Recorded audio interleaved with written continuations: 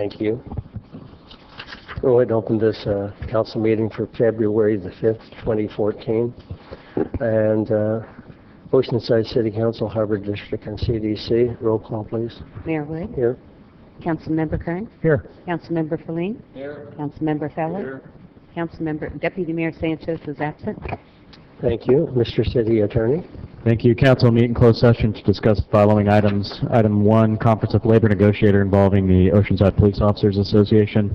Item 2, Conference with Real Property Negotiator involving Parcel 11 of the Parcel Map 20306, negotiating parties City of Oceanside and Prologis.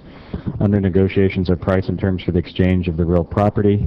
Item 2.1 on the agenda addendum is Conference with Legal Counsel on the initiation of litigation in the matter of one case.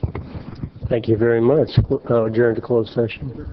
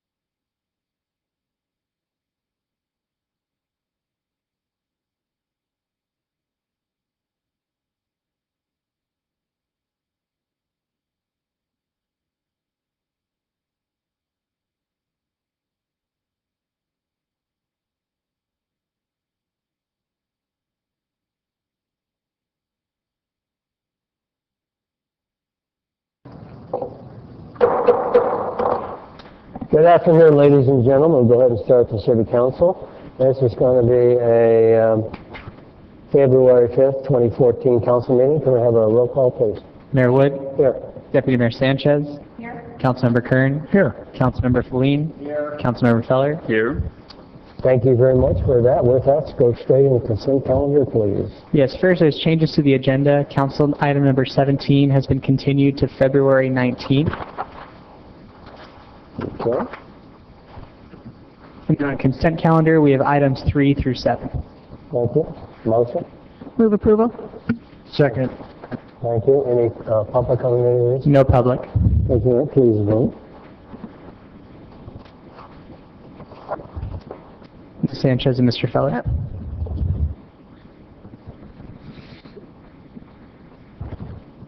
Motion approved 5-0. Thank you very much. With that, could we go to item 8, please? Item number 8 is conceptual approval of the use of city-owned land in Tule Canyon as habitat land available for future mitigation, and prepare for approval by the City Council any future documentation needed to set aside acreage, approval to set aside 7.3 acres of habitat mitigation land for the Mission Cove Affordable Housing Project to be developed by the National Community Renaissance of California, and approval of a budget appropriation in the amount of $175,000 from the general fund unallocated reserve to fund the acquisition of required mitigation land and to partially fund the set-aside cost. Thank you. With that, Mr. Eval, how are you, sir? Good afternoon, Honorable Mayor, members of the City Council, Doug Eddow, Real Estate Manager, City of Oceanside. As the City Clerk had said, this is an item that has three components to it. First is conceptual approval to use Tule Canyon as habitat land available for mitigation. The second is to set aside the 7.3 acres for the Mission Cove project, which is being developed by National Corps for affordable housing. And the third is to approve appropriation of $175,000 from the general fund unassigned fund to help pay for the acquisition of the site on behalf of Mission Cove and National Court. In the 1990s, the water utilities bought the 144-acre Tule Canyon parcel for water reservoir purposes, of which they have developed some of it, but the remainder of it remains undeveloped. In the mid or early 2000s, the sub-area staff was tasked to develop a sub-area plan in concert with the Multiple Habitat Conservation Program, which, if approved, would designate Tule Canyon as habitat or try and get it as habitat.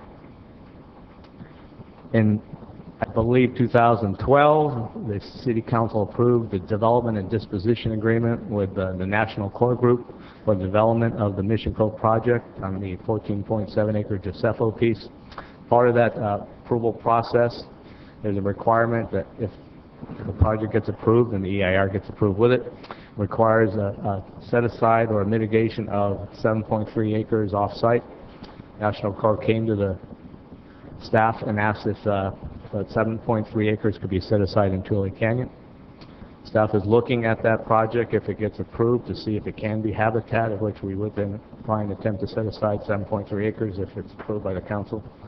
It makes sense for the staff to at least look at Tule Canyon to see if it is habitat land available for mitigation, as there may be future projects, future city projects elsewhere in the city that may require such habitat land. I have Director Marjorie Pierce of the Housing and Neighborhood Services Department to answer any questions regarding the agreement with National Corps as to that aspect of it, and also Marisa Lundstedt, the city planner, is here to answer any questions that you may have regarding the draft sub-area plan and those habitat-related questions. Thank you. Thank you, Doug. Have a seat, sidebar. I'd like to call up Marjorie Pierce and ask her to explain some of it for us. Please, thank you. I know it's for affordable housing. Thank you. Good evening. Just start asking questions you generally know about. It's been going on for a while. Is this a good thing for you in the housing? We are very pleased to say that this project is on schedule and moving forward as planned. That was pretty simple and quick, and I thank you for Exciting. explaining the issue. Thank you. Thank you. You can have a seat, sidebar, too. Is there public comment? No public. Back to the council. Let's go with the echo. Councilmember Feller.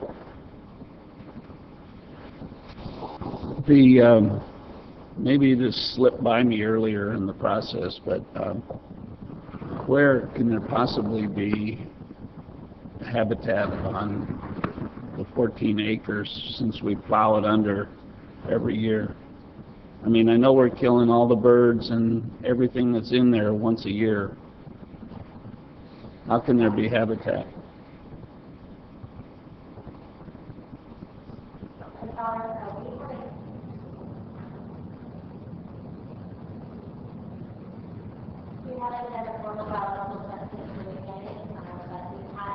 We had a drive-by reconnaissance of the site, which indicated that there has been an evolution of the vegetation on site within Tule Canyon, which would be acceptable mitigation for Mission Cove. Yes, City Manager, please. I think the question was more to the Mission Cove site and the fact that it doesn't look like there's any habitat to replace there. Thank you for the clarification. The Mission Cove site is located within an area of the city's sub-area plan known as the Wildlife Corridor Planning Zone. And this is an integral part of the sub-area plans, the foundational part for the sub-area plans policies and protection within the city. The corridor extends from north to south between the lower ends of the jurisdictional line to up to Camp Pendleton, and it provides a corridor for wildlife movement throughout the city. Even though this site may not have current vegetation. In the past, it has been documented with some grasslands, which are protected under our plan. And any parcel within this land is required to set aside a mitigation offset for development rights. What's the ratio? Is it like, Ratio is the lowest ratio required for any vegetation, and it's a 1/2 to 1. So if you disturb 1 acre, you have to set aside 1/2 of an acre. so this is 14 acres that we're disturbing. Right. It's okay. What a waste of, my other question is, city owns Tule Canyon. And my question is, why do we have to spend $175,000?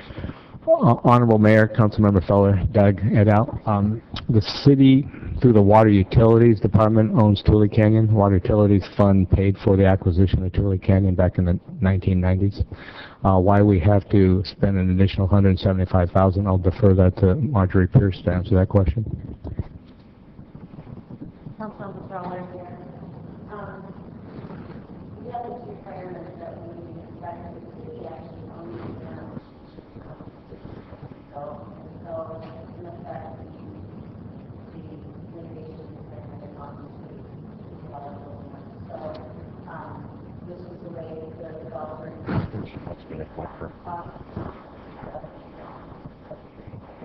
and then we would benefit by setting up potentially a way to repair that. Excuse me 1 second. I think the city manager can help you on that, but I was going to say either Mr. Clerk or you, I couldn't hear you very well, or the mic's not on, or the volume's not up. I don't know which one. Is your microphone working? It is now. Sorry. I'm going to try and paraphrase what Marjorie said. There's the cost of the land mitigation for Mission Cove. That's one issue, and it's roughly 7 acres at $50,000 an acre wherever we buy it, and that issue is the last hurdle. I know, and we'll talk some more about that. But in order to address this in a win-win situation for the city, we have an opportunity here to go ahead and commit half of the money for the habitat, have the developer commit the other half, purchase some of Tule Canyon, and go ahead and set up a land bank that city utilities and the rest of the city can use at fair market value to purchase this at some future point and assure that it's there forever and it's maintained forever. So we want the council to commit $175,000, our half of the cost, to set up the land bank and subsidize, hopefully one last time, Mission Cove. We've been working on this project for so long, and it's important that we go ahead and get this thing finished, and I think we're very close, is what Marjorie said. And I certainly would urge your support, although one may want some assurances from the applicant in this regard. So with that, I hopefully you understand what we're doing. Two things: setting up the mitigation bank, and then one last subsidy to deal with Mission Cove. All righty. Thank you. With that, Councilmember Falone, please. Thank you, Mayor. Yeah, I guess the city manager was kind enough to meet with me earlier explaining this, but in the spirit of one question leads to another. I'm just trying to get my arms around this, because when we voted on Mission Cove before, and my memory serves me correct, it was a $600,000 appropriation, and basically, as I recall, had everyone take an oath that this was the last money that we would need to get this project off the ground, and every head in the room nodded. So I don't understand I guess I need an explanation of what the surprise is here on why the city, even though to some extent we're taking it from the left hand and giving it to the right hand, why we have to commit another $175,000. Thank you, Councilmember Feline. Mayor. Mike? It's on. Yeah. Yeah. at the very beginning, when the concept of the Mission Cove project was approved, the city knew that it was going to require approximately $14 to $15 million of subsidy. And in the development agreement, we committed to provide all of the additional monies that we receive for housing that are usable for that project. And in fact, in March, we'll be coming back to you with our annual recommendation to put what we have accumulated this year, either through federal funding or through the inclusionary housing policy. But right from the beginning, we knew that the gap was approximately $14 million. As far as this particular action, when we first purchased the property at Mission Cove, we were told by the agencies that we weren't going to have mitigation. So this was a relatively new development that we had not anticipated. Okay, would you say the agency, we're talking state and federal agencies? Yes, but to the best of my knowledge, there was nothing ever put in writing to that. And as we know, things can change in the development that, requirements as you're in a development that takes several years to achieve. So we're stuck with it. Okay. In a normal development, though, wouldn't the developer be entirely responsible for environmental mitigation and offsets there of this type? Most likely. The problem is that one of the things is that in this case, the requirement is for non-native grassland. And through our discovery process, we found out that non-native grassland isn't available within the corridor that we're required to do it in. So if it had been non-native grassland, the cost would have been about $25,000 an acre. So we're asking the developer to put in what would have been required had the non-native grassland been available. Okay, and if, since we're doing roughly, as I understand, a 50-50 split, if for some reason Mission Cove doesn't come forward, would we then be in a position to turn around and sell the land to someone else at the full market price to recover that from another development, or is this something that, in other words, recover the $175,000, or are we just on the hook for this? Once you set up the bank, if this project doesn't go through, you can sell the property, or the utilities department, which is also you, can sell the property to whoever you want, or you can hold it and use it for mitigation for city utility projects. Or you can buy it from yourself for a general fund city project. So the money's not lost. You will recover that money if the general fund funds it and the project doesn't go forward.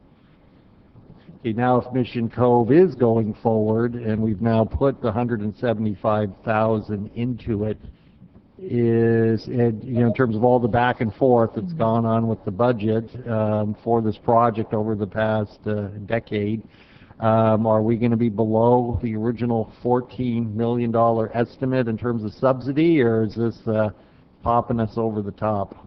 Are we near that ceiling yet, or have we passed the ceiling? No, I think that it's likely that we'll come in slightly under the $14 million in the end. Even with this $175,000? Yes. So, and the $600,000 we voted on earlier? And the rest of the money that we'll continue to put in on an annual basis until the project's complete, because it is 4 phases. Okay. And where is the project in terms of its timeline based on what's been promised? We're expecting to come to the council on February 19th for final approval, and we expect to commence grading in May. Okay. Great. Thank you very much. Councilmember Deputy Mayor. Thank you, Mr. Mayor. It is on. Okay. This is the Thule property is actually within our sub-area plan, our wildlife corridor. So we actually this is our commitment to our sub-area plan, and mitigation. There has to be mitigation for this project. So in a sense, we're reinvesting in Oceanside. The wildlife corridor is absolutely critical for the sustainability of our community, of our environment. to ensure that we will continue to have the kind of, we're limited actually in terms of being able to have wildlife corridors. So I believe this is a good project. I believe that the housing project is also a very, very critical project for City of Oceanside, and I'm going to move approval. Thank you. I'll second. Motion and second, thank you. Councilmember Kern, please. Sorry. Now you have to. I didn't want to reach all the way forward. I didn't want to reach forward to the button.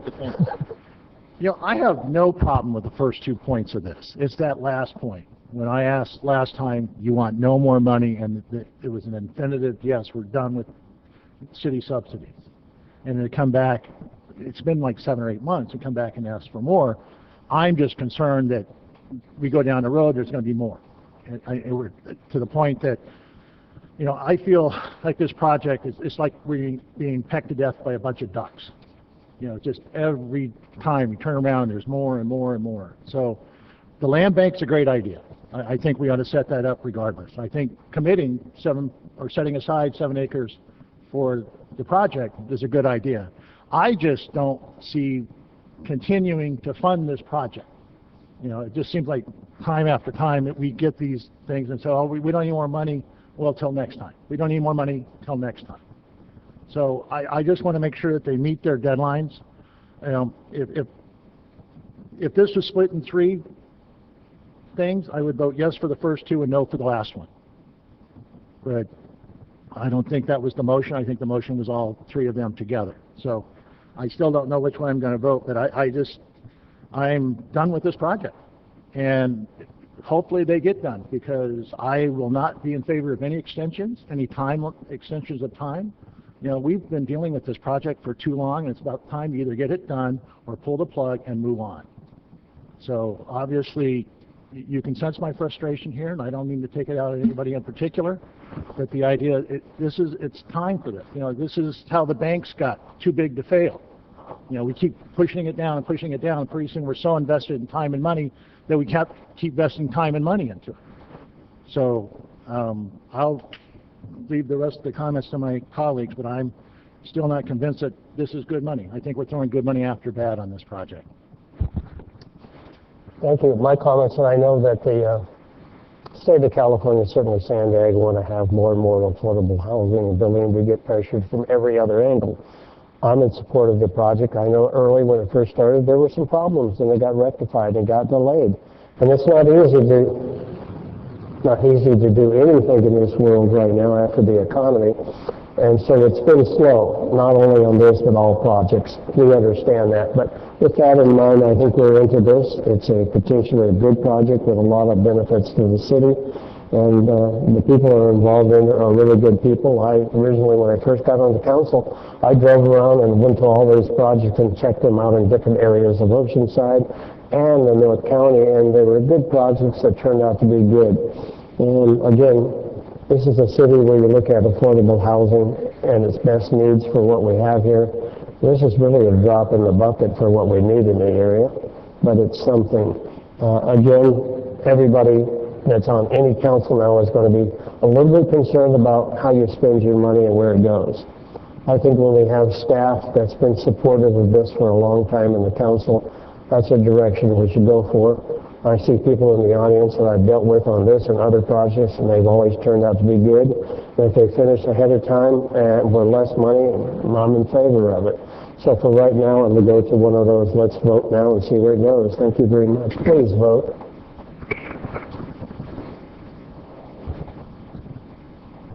Motion approved for 1, Kern no. Thank you very much, and thank you, staff.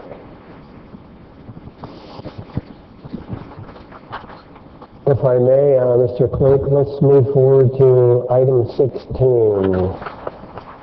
Item number 16 is request by Mayor Wood to make appointments to or motions for removal from some or all of the city's advisory groups. Thank you. This list came out at least a week in advance where the council could review it. I have to tell some of you on the council, there's other openings, but we don't have applicants. So I can't fill some of these openings if nobody puts their application in for some of these. This is all I had on this last stack that came through to us.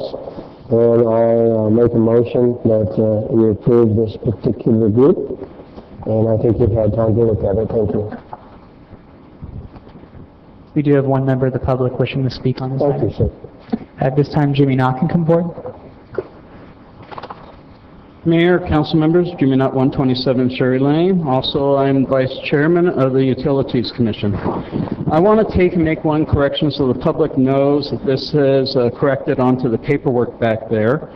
And that is that Erwin Morin has not been nominated and brought forward to replace Ira Landis, but to fill a vacant position. I've been assured of this by staff. So I wanted to make this clarification to everybody. The second thing is I want to support and endorse both candidates, both George Murray, a Venter, replacing Bud Schumeyer, who I definitely respect and miss quite a lot. And I hope he does just as good of a job in the future, developing and representing that area of interest. And also Erwin Morin, I support her because we are waiting on the commission for people to come onto it from the Integrated Waste Commission to help take and develop the committee, the Solid Waste and Recycling Committee. We've been waiting for months for people, for this commission, this council to appoint someone to take and come on forward to help along with activating that committee. It's an ad hoc committee at this point, and we're waiting for that in order to do this activation and review, to let you know what the plans are. And once you do this, we will take and get to work, and then come back to you with a report after about a year of time to tell you the status of that. Thank you. Thank you. No further public on this item. Thank you. I did make a motion. If there's a second or discussion up here, I'll bring up Councilman Deputy Mayor. Thank you, Mr. Mayor. I do second your motion, and I did want to state that with respect to the Utilities Commission and Harris Schumeyer, that's Bud Schumeyer, I am aware that before he passed away, he was recruiting George Murray to apply for the Utilities Commission. Bud Schumeyer was the only representative from for the ag lands from South Moa Hills, and certainly this is a very, very critical community that needs to be included in any discussion with respect to water issues. So I am really happy to see that George Murray has applied and that he is being moved forward to be appointed to the Utilities Commission. And yes, it is, Aaron does have experience on having been on the Integrated Waste Commission.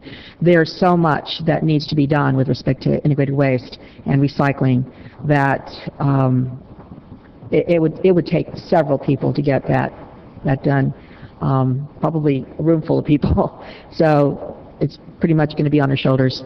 Thank you. Thank you very much. Councilman Farrell, please.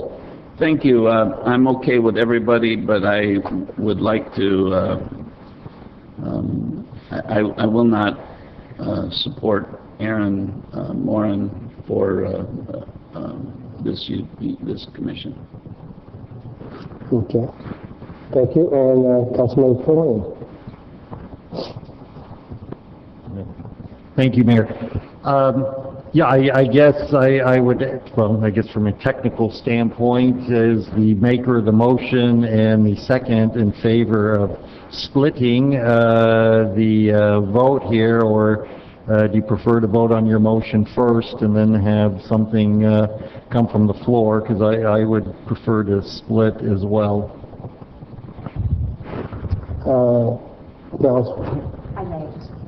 I am too. Back to the motion, the second is no vote as it is, or move the second with our new list. Thank you. And Councilmember Curran, I didn't see your light. I kept hitting it. It didn't come up. It's on now. It came up. Oh, okay.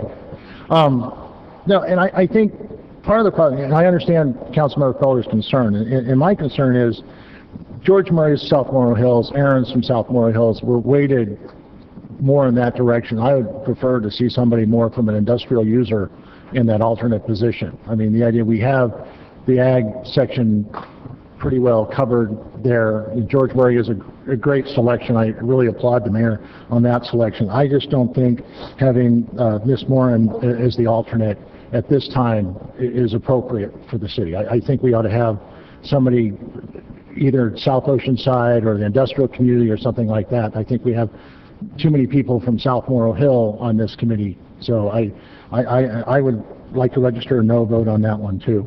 But the rest I'm fine with. The rest I think are excellent selections. Thank you. Presented as it is, please vote.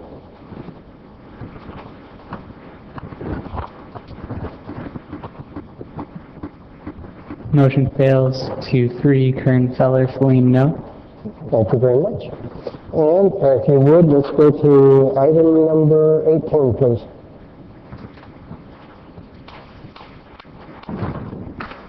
Item number 18 is adoption of an ordinance amending Chapter 2, Article 12 of the Oceanside City Code for the addition of sections 2.75 through 2.79 to require online or electronic filing of campaign contributions and expenditures and statements of economic interest and reports.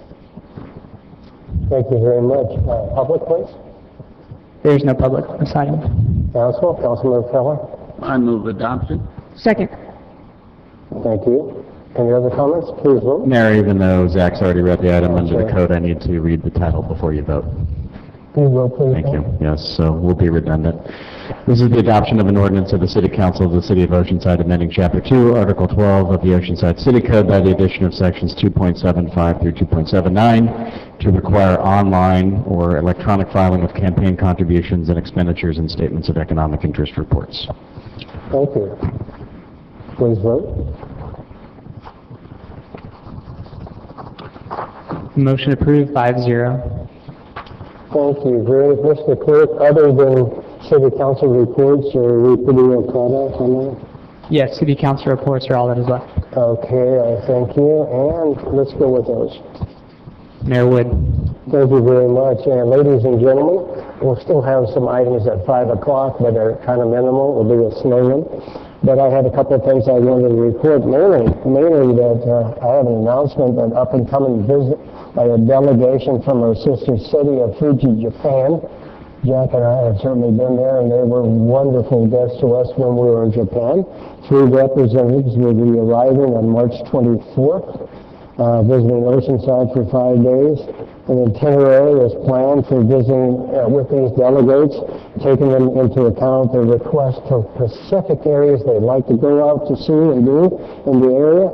And we'll have more information on some details by February 19th council meeting.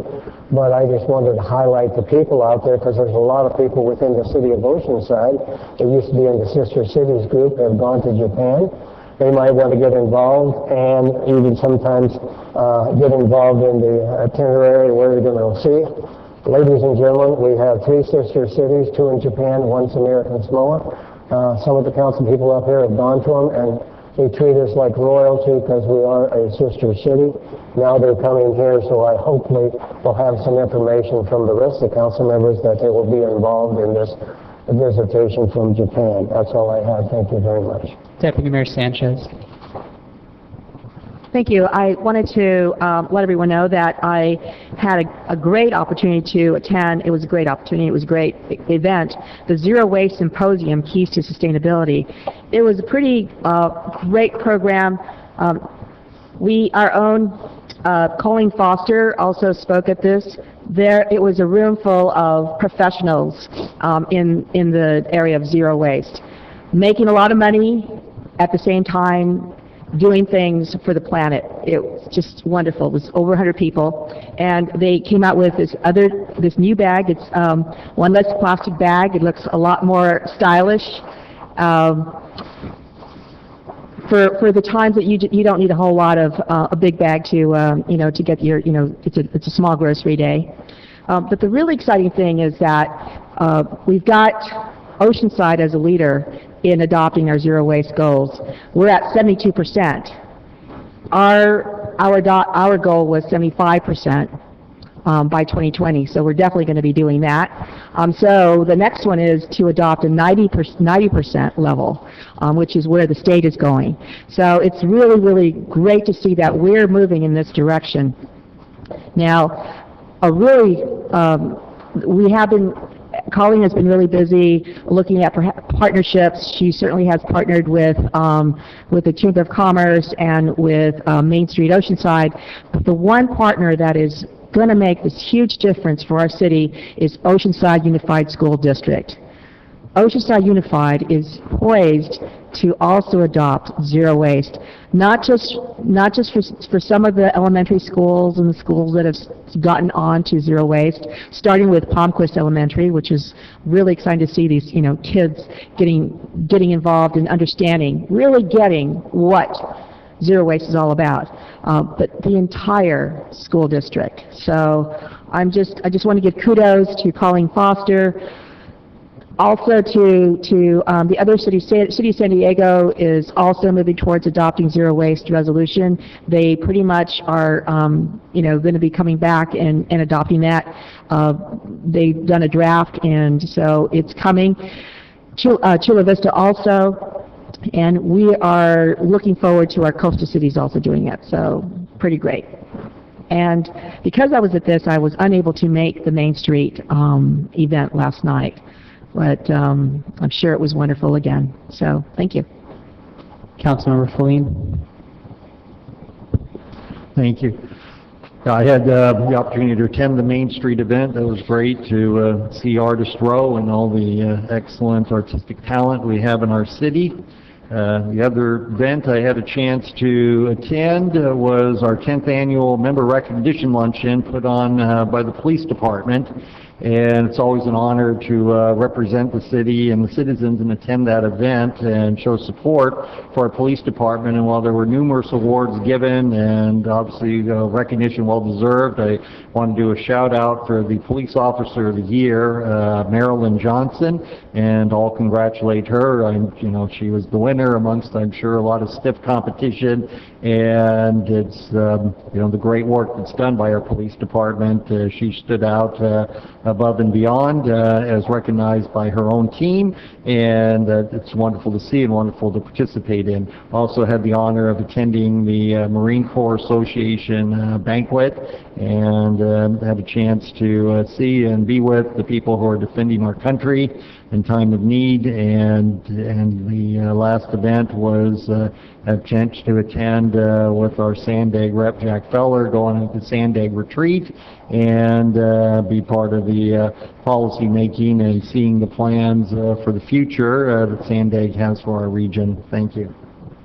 Councilmember Feller. Thank you. Pardon me. The Sandag retreat was interesting. They had a section on climate change, and there was it wasn't both sides of the story, but there was an interesting. The county has done a Move San Diego has done a, and some of the experts have done a survey, and they found that elected officials favor global warming and climate change by 90%. So I'm one of the 10% that don't understand that. I don't understand how that could be a possibility. And the general public, only 10% generally believe in global warming and climate change, or do they care? And so I asked the staff to, at some future date, maybe have both sides of the story and see if we can get a little more attention. Pretty informative retreat. It was all of the cities. There's some new board members down there, and things will change again shortly with an election in San Diego. So the makeup of the board is still pretty status quo, but some things could change for sure. The mixer last night, that's a unique building where that is. It at one time housed a bowling alley underneath where we were standing, and I think that's pretty interesting. We have opening day for girls softball this Saturday at 10 o'clock at Lake Park. Marriott Spring Hill Suites ribbon cutting is next Tuesday. I think it's midday. It's maybe later. And there were two really good friends that passed this week. Charles Poorman, former police officer's father, Kalen Poorman's father, passed away, and it was pretty suddenly, I think, because I had just seen him a couple of weeks before. And an old Oceanside, he used to run Oceanside Mortuary, a guy by the name of Deck Price, and he was a solid Oceanside citizen for an awful lot of years. He was only 63, so, and I don't know the reason for his death.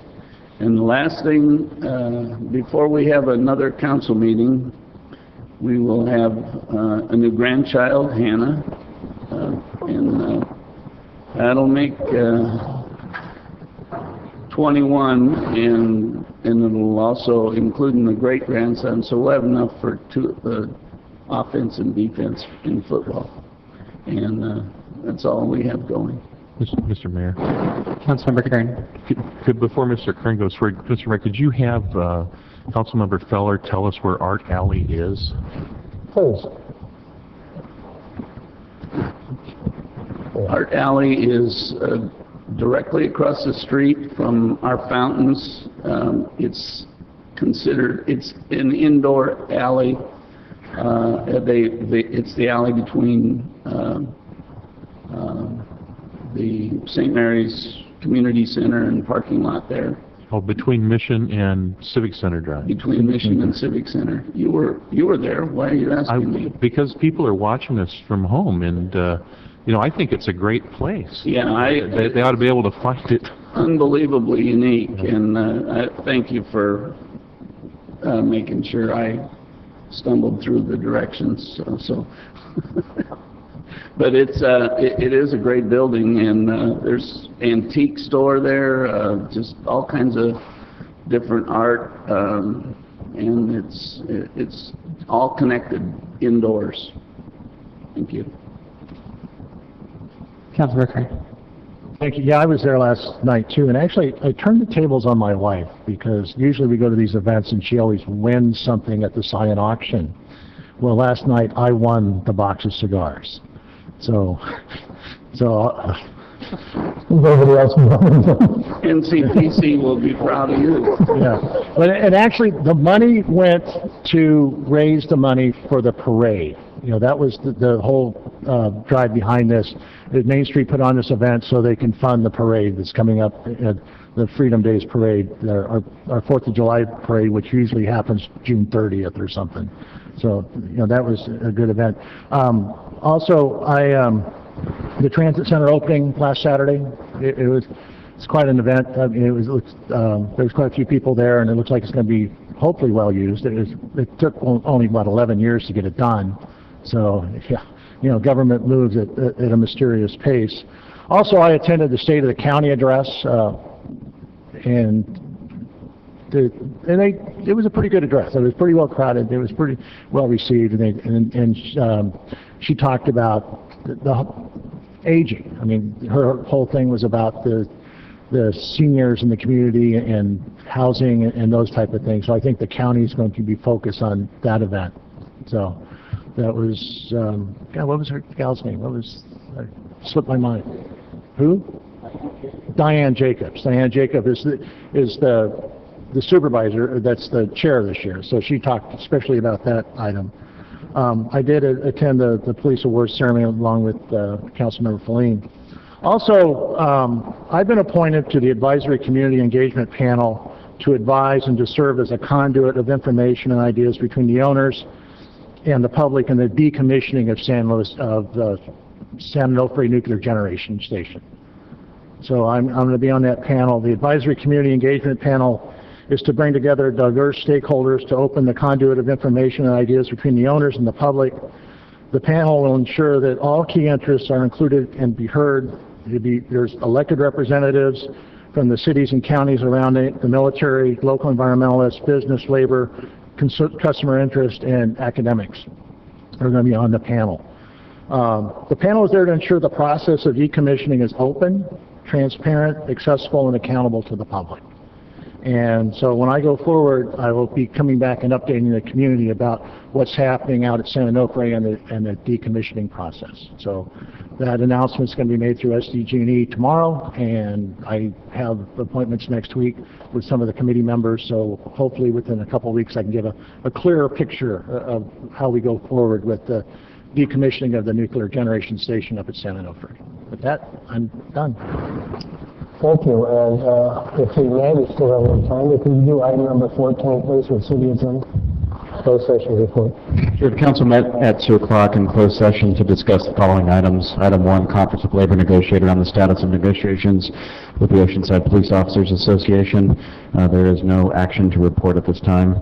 Item 2, conference with real estate negotiator involving the property, it's APN number 161-51209, parcel 11 of parcel map number 20306. Negotiating parties are City of Oceanside and Prologis. Under negotiations are price and terms for the exchange of real property, and there is no reportable action on that item. In addition, the council met on item 2.1 on the agenda addendum involving the initiation of litigation in the matter of one case, and again, there's no reportable action at this time. Thank you very much. Ladies and gentlemen, if you're here in the audience or at home, you're kind of short for after 5 o'clock. We come back at 5 o'clock, start again. A lot of them are taken care of. We really have some presentations and very few, unless there's public communications, just for your interest. But I'm going to adjourn us here until 5 o'clock. And if you haven't been here before, out the double doors, up the stairs, water and restrooms, please enjoy yourself. Adjourn for till 5.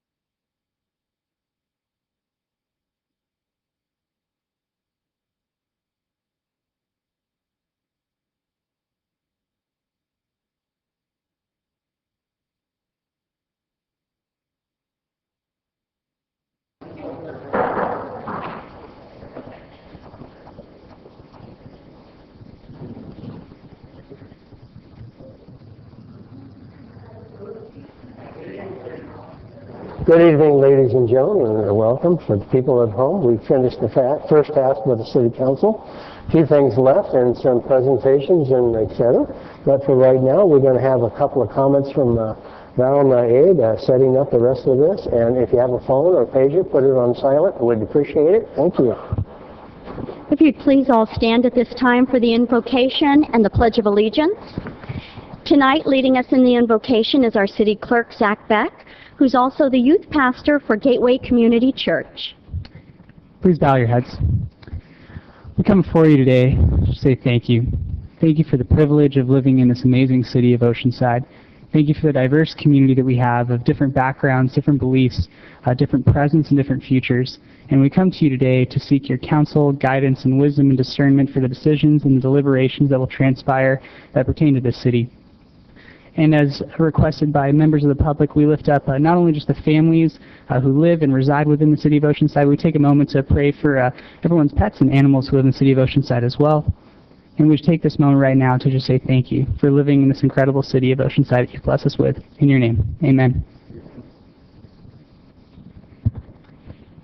Now leading us in the Pledge of Allegiance, we have a very special group with us tonight, all of them very involved with the Oceanside Public Library. And we'd like to begin by calling forward first Sherry Cosby, our library director.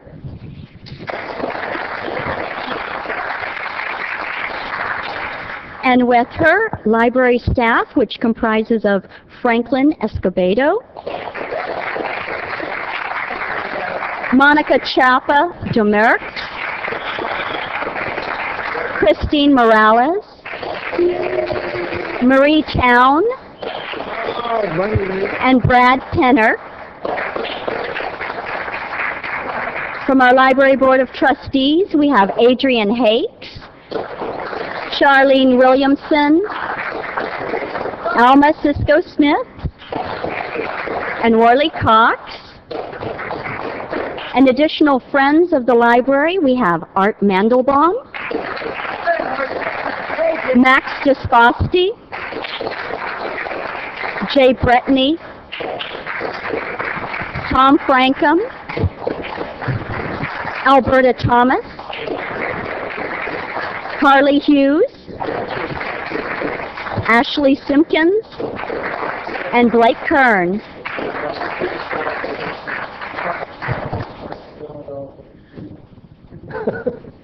Big room. Yeah. Okay. Please.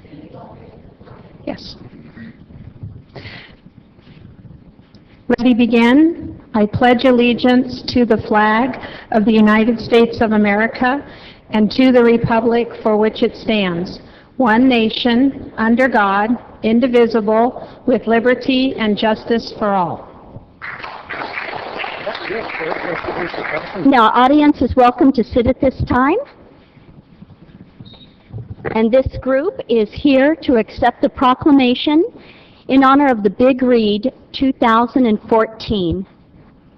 Whereas the Oceanside Public Library wishes to encourage the community to share the enjoyment of reading notable works of American literature, and whereas a great book combines enlightenment with enchantment and awakens our imagination and enlarges our humanity, and whereas the National Endowment for the Arts awarded the Oceanside Public Library with a grant for the Big Read 2014, and whereas this year the library will be presenting The Maltese Falcon by Dashiell Hammett, a literary classic considered to be the standard by which all subsequent detective novels are judged.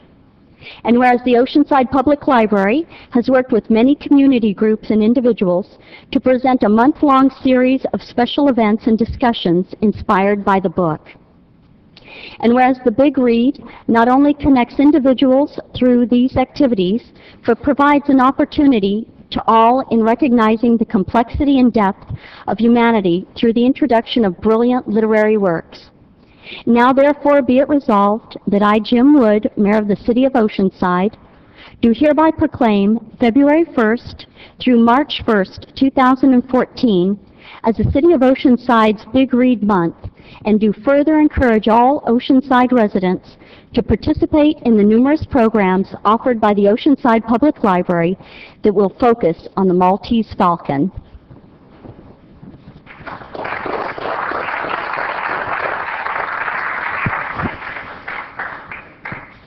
Thank you, Mayor, and thank you, Council, for allowing us to join you this evening to just take a minute to talk about the Big Read 2014.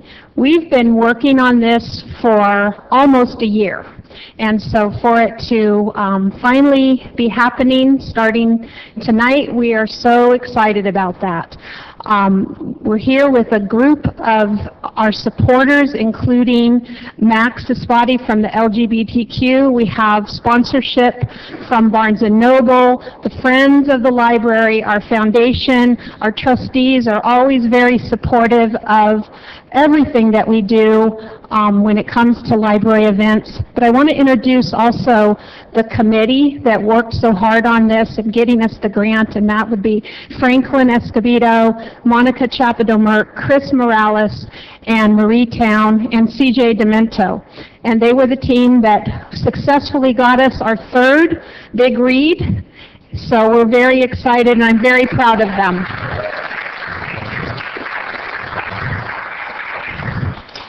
As was mentioned in the proclamation, we chose the Maltese Falcon, and we have our Falcon here tonight, and we have a Sam Spade representative as well. And we chose the Maltese Falcon because of the fact that it is such an iconic detective story, one of the first. It's set in the 1920s, and it brings with it all the excitement of that time, and we just can't wait for the first program and different things that are going to be taking place. And I want to let Franklin just talk about that for just a minute. Thank you. Good evening, everybody.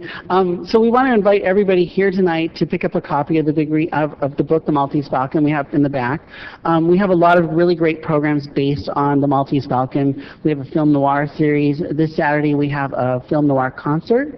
We also have a great partnership with OMA, the Oceanside Museum of Art, where we'll be showing the Maltese Falcon there. And we have a lot of great book clubs happening throughout the month. So hopefully you'll pick up the book. You know, it'll open up your eyes to a different time period. The book was written in the 20s, so it really is a snapshot of that time period and how people acted. So some people will be sort of shocked, while others will be just intrigued with the noir genre that spawned this book.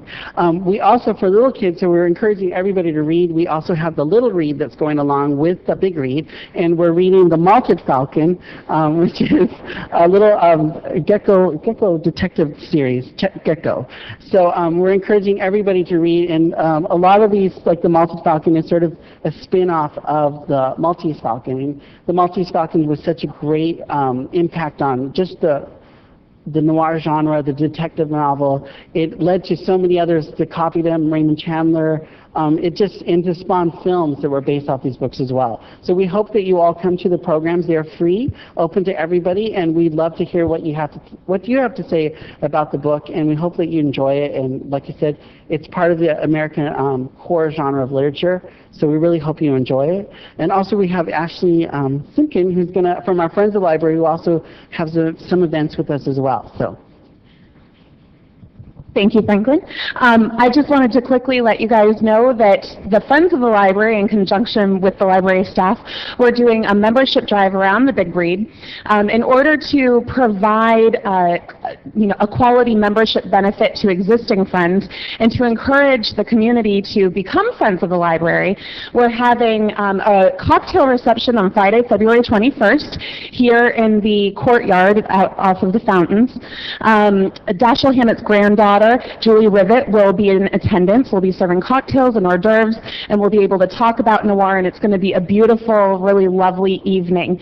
If you don't know, becoming a Friends member is one of the best values you can have in the community. It's only $10 to be a member. And admission to this event is free if you are a Friends member. And we will be selling memberships at the door, so please come and bring a friend. Thank you. Thank you, Franklin. This is really important in our community. It gives out and it gets people to know and understand. The other thing is, ladies and gentlemen, the computers in the libraries are used constantly for people out there, jobs, education, you name it. So it's very popular. Being a Friends of the Library is certainly a nice thing, but I'd like to do one last thing, because this is a very interesting group. I want to pass the mic around. Tell us who you are and what you do, or foundation or board, if I may. Start right here. Hi, I'm Monica Chapadomork. I am Adult Services Principal Librarian at the library. Hi, my name is Christine Morales, and I'm the Community Outreach Coordinator at the library. My name is Marie Town, and I'm Principal Librarian of Children's Services. Hi, I'm Brad Penner, Library Division Manager. Looks pretty good, doesn't it? Hi, I'm Adrienne Higgs, and I'm on the library board. I'm Charlene Williamson, and I'm President of the Foundation and President of the Trustees. And I'm Alma Cisco-Smith, and I'm also on the Library Board of Trustees. My name is Worley Cox. I'm on the Board of Trustees. My name is Art Mandelbaum. I'm on the Foundation Board, and I'm also liaison to the Sarah Library Division. My name is Max Disposti. I am the director of the LGBT Center here in Oceanside. We are great collaborators of the library and all the activities that go on throughout the year, so very proud of it. My name is Jay Brittany. I'm the treasurer of the Friends of the Library.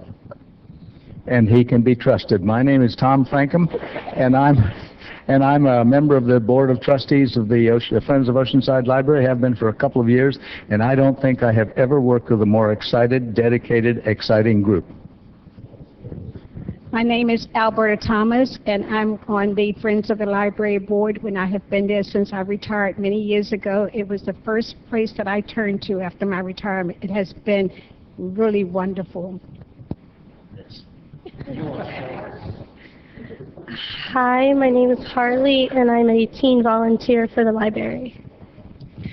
My name is Ashley Simpkins, and I am on the board of the Friends of the Library. My name is Doug Kern, and I'm on the board of the Friends of the Library, Vice President currently. Let's hear it for them. They're wonderful. Thank you very much, all. And all these events really, they give back to you, all the people of Oceanside, so thank you, and hope you'll support it. And I thank you all for being on TV, and so all the people that aren't here, but at our home. Thank you very much, and I appreciate it. I'm going to get a picture, which I don't think we can do unless we... Two rows and one body. Take a knee, one of those like military, take a knee.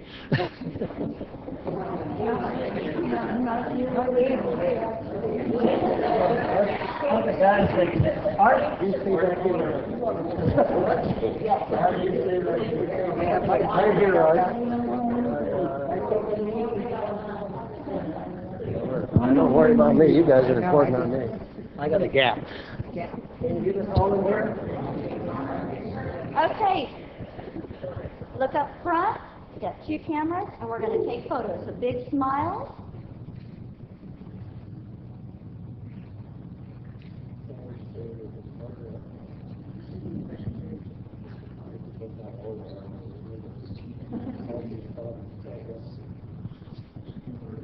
We're going to take this one. Are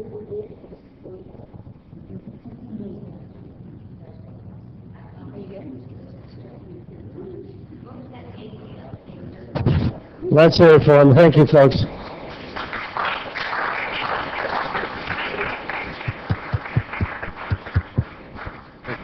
Thank you. No, thank you.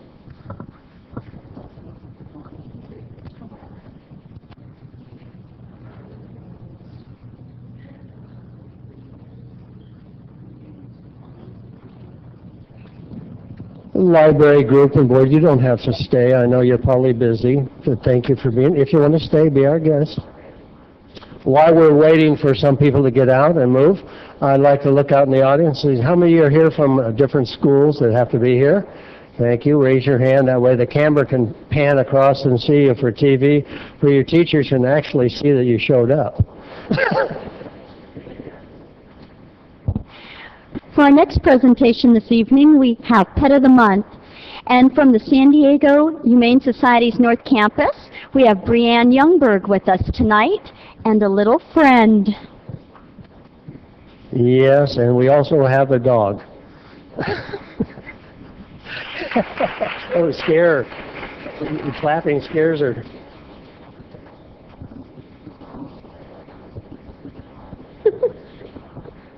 Well, good evening, everybody. My name's Brianne, and I'm with the San Diego Humane Society.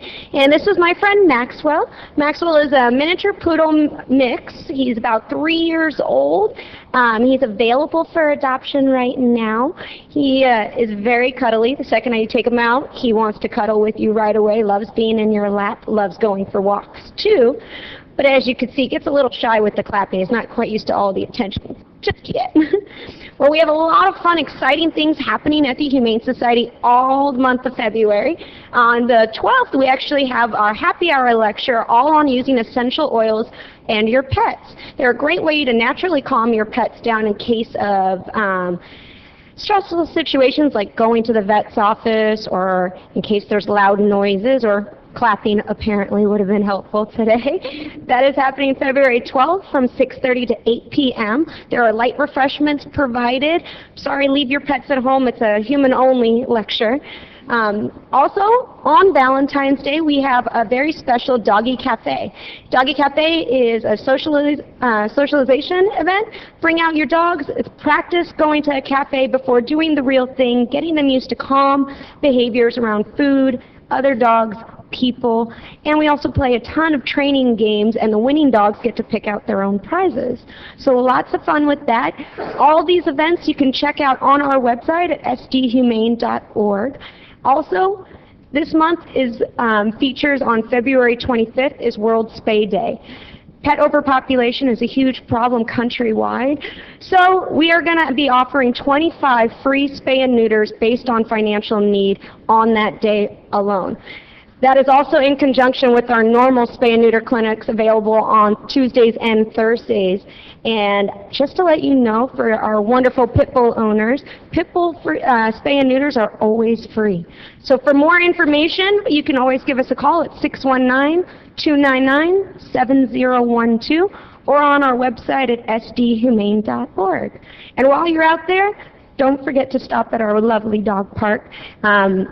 Hours have changed just a little bit since our sun has been going down a little earlier. But please come out, have fun with your dog. There's a play yard for ones that are really enthusiastic, and one that's for smaller ones, or one that are less energetic now as well. So please come on out and visit us, and hopefully find your furry Valentine at the Humane Society this month. Thank you. Please, let's hear for it. Ladies and gentlemen, a couple of things. She mentioned it, the dog-free, leash-free parks.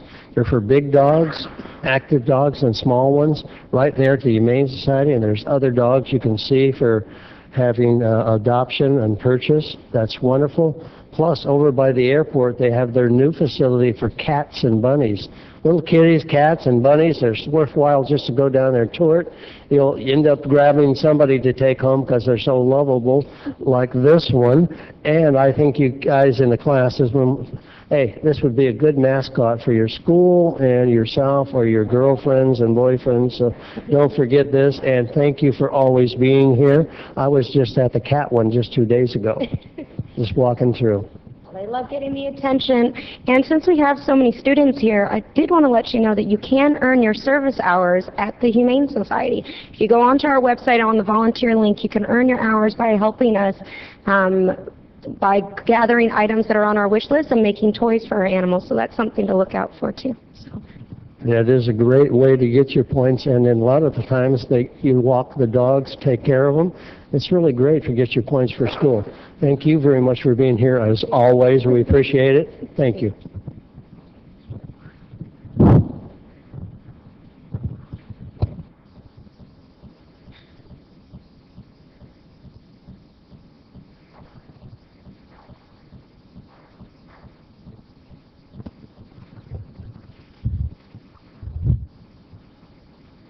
Mr. Clerk, thank you very much. I guess it's public communication, and that's about it. Yes, we have 4 members of the public wishing to speak on items not on the agenda. First, we have Dorothy McCorkle.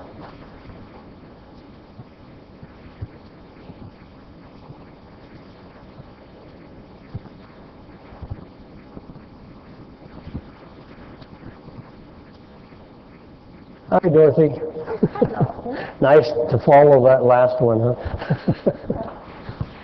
Well, good evening, Council. Dorothy McCorkle. Dorothy, I don't hear you well, so pull the mic in a little. I can't hear you well. Pull the mic in a little better. There? There we go. Okay. That's right. All right. Well, I want to thank the mayor and the council. This is a very happy evening, for me anyway, because I see San Diego Humane Society doing free spay and neuters, which is wonderful.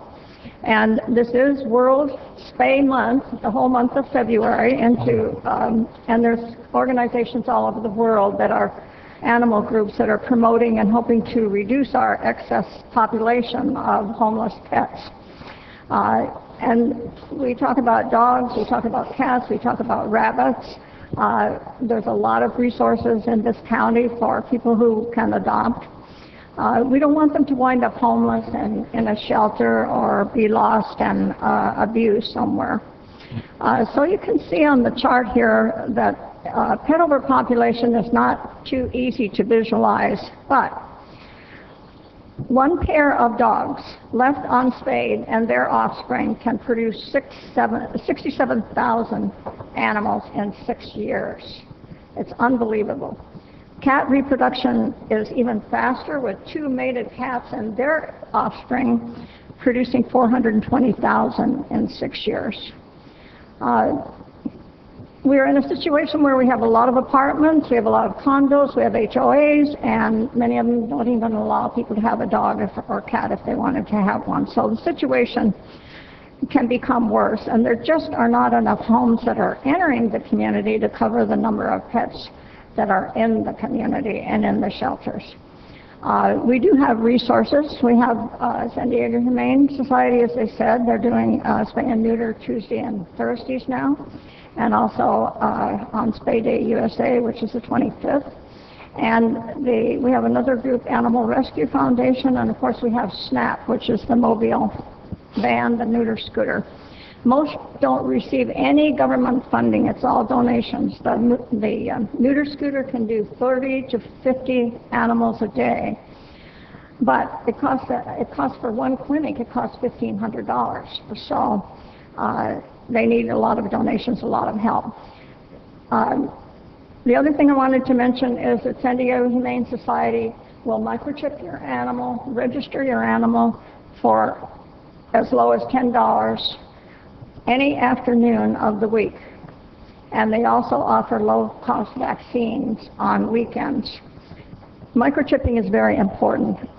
Lost pets can be identified by their owners and returned to their owners. So think about this. Adoption is an option, but spay-neuter is the fix for the overpopulation, and we must control this situation. It's not just the job of the shelters.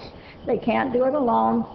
The community needs to be responsible caretakers of their animals and promote spaying and neutering into their friends and their neighbors. I'm going to put out at break time a publication called Pet Lovers Publication, which I left in the car, but it has lots of important information about where to go, dog parks. All of the shelters are listed. It's a resource booklet. So it's free, so thank you. Dorothy, I've got to say, a lot of students in the audience, and they're really good at their age group going out to explain things in classes and what you saw here. A lot of government, but like this young lady said, and the young lady from the Humane Society, you can pick up hours in service there for the Humane Society. A lot of people like that, number one. The other thing, the spade and neutering, ladies and gentlemen, it gets out of control, epidemic. You go down to see these wonderful pets down there, dogs, cats, whatever. You got to spade and neuter them to make sure you don't have overpopulation. I've actually gone inside the spade and neutering vehicle to watch these surgeries just because it's that important to our community and what goes on. So you pass that on at schools and make sure this is something that's important to your life, along with other things. But this is, if you have pets yourself, but like you said, financially speaking, you go to the Humane Society and a neuter scooter, compared to what it costs you at a vet, you're going to save a lot of money, and it's well worth it. Thank you very much, Dorothy. I know you're always here for that, and thank you. Thank you, Mayor. I just wanted to add one more thing. SNAP relies on towels from people, and the towels get worn out real fast through all the laundering that they do for the animals. So if any of you students or anyone else would like to start a towel drive, come and see me. I'll tell you who to contact. Thank you. Thank you, Dorothy. Next, we have Jimmy Knott.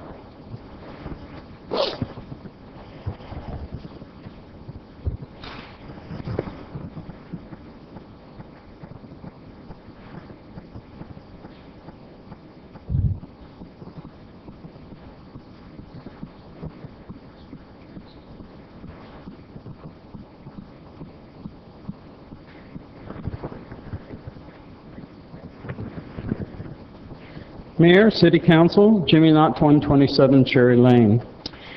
As I came to about 3 years ago when it was released, I'm coming before you again to tell you some good news, but yet some challenging news. And this comes out of the Sandag Report on Poverty in the San Diego region. And in it, you'll find, and this was just released as of December and released to the public as of last month. It's for individuals in Oceanside. If you remember about a few years ago, it was up about 43%. It has reduced a little bit, now to 30% of the population of Oceanside. And at 30% of the population of Oceanside, that's about 50,000 of our people in Oceanside are being affected into a poverty level that can be accepted at various levels. Now, the various levels that are represented there are different levels for different qualifications for different programs, either federal, state, or local. So they are represented into the report. So I just wanted to make sure that you knew that this is going on. And of the lowest level, the county standard for this, for individuals, is 13. So we're below the county level. Now for families, 23% of our citizens fall within that range. That's 15,079 families. That is a good challenge for all of our city council members and citizens to look at. Now, what this tells us is that there has to be something that can be done. Now, for the county, that's 9%.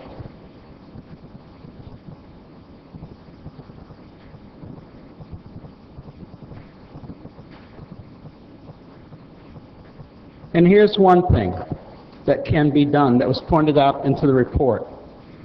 And that is if you see those lighter red lines there, it has to do with the education of oneself. And you find that the higher the level of education, the lower the level of poverty. This is something that is very important. And one thing that this council can really stress to any individual is to encourage them to get education and to get them into some form of educational process, to take and make sure that they do have higher education, because it does reduce their poverty level. So I wanted to come before you to tell you that there has been some good strides, but yet we still have some challenges before us. Thank you. Next, we have Joan Brubaker.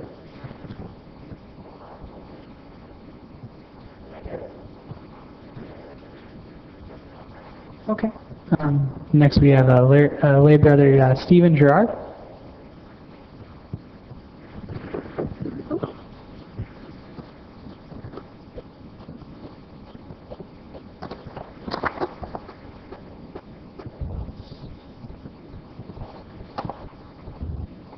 Good evening, Mayor Wood, council members, wonderful citizens for life and peace. I am lay brother Stephen Gerard, and I travel actually throughout the country, but I've been very focused in California, presenting a new citizen overlay zoning concept that people of faith will be calling and talking up as life peace zones. I'm delighted because you have a beautiful mission right here in Oceanside, Mission San Luis Rey. By the way, a little history of King Louis. I'm in the Third Order of St. Francis of Assisi. And in my religious order, we have a patron saint of our order. And guess who that saint is? San Luis Rey. So I'm delighted to be talking to all of you. I'm excited with the positive energy I hear in council chambers here too. What I would like to ask that you all do is to agendize the future possibility of a new San Luis Rey Citizen Overlay Life Peace Zone. The reason that you need to agendize it, and I've given you information, is so that I can come back with wonderful residents to show you that a new citizen overlay zone possibility needs your participation to accomplish. I don't know what your title is for zoning. I have to learn that still. I know that you're a city of about 170,000 people. But guess what? Oceanside is already a life peace zone. You already preserve fatherhood, motherhood, and childhood. You don't have an animal research clinic here. And I'm not sure about gun shops, too. These are examples of the levels of these new citizen overlay zones. So your efforts are going to be vital for this new possibility.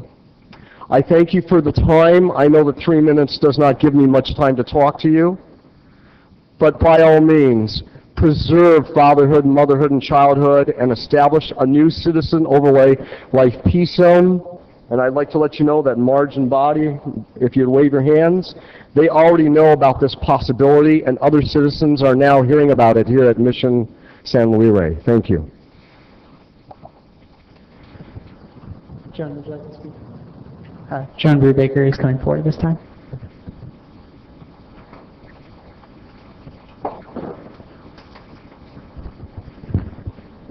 Good evening, Mayor, Council. I think if anything can implement peace, we ought to think about it and kind of discuss it. In order to do that, maybe you could agendize it for discussion at a future council meeting as soon as time would permit. But I think the idea of proposing this and trying to implement it might behoove the area. You know, we always pop up in the news when there's some kind of a robbery or something that is undesirable, it seems. So I'd like to think peace would rule rather than that. Thank you. Thank you, John. No further public on this item. That's it? Okay, thank you. Ladies and gentlemen, thank you. I'm going to adjourn this to a date here, but I had two people mentioned by Councilmember Feller about passing away, Mr. Foreman. Was it Mr. Price? You want to have a moment of silence for those two people? We're going to have a moment of silence for some two people that were very involved in the community that passed away, just a few. But after that, we're going to adjourn this meeting to Wednesday. It's February 19th, this location, at 2 o'clock for a city council meeting. So we'll be adjourned, but could we have a moment of silence for those two local people that we all have known? Thank you very much. And again, Mr. Parman, son, worked with me for many years, so thank you, Jack.